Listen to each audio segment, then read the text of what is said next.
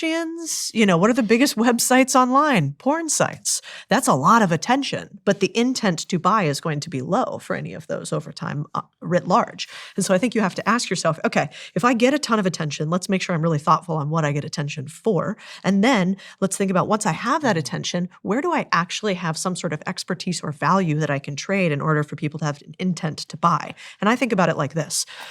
Rihanna, huge star, right? Big celebrity. Billionaire now because of Fenty Beauty.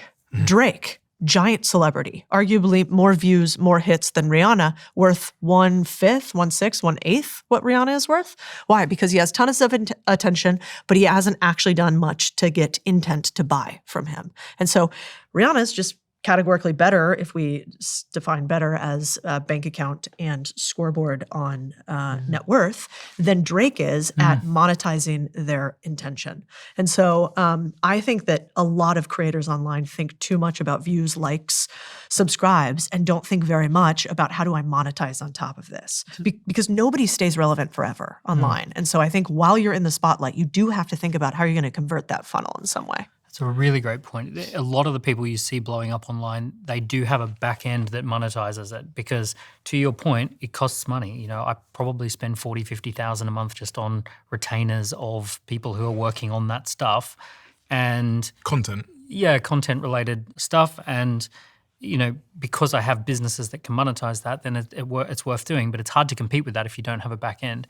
The other option is to work with someone who does have a business and they do have experience, they do have something to talk about, but they're busy and they need someone to project manage this. Because one thing that's happened is that to the traditional business owner, this personal brand thing and this building a content empire that builds your business, this is brand new to a lot of people. So there are plenty of people who've got a $50 million a year business and they're going, oh, should I show up online at all?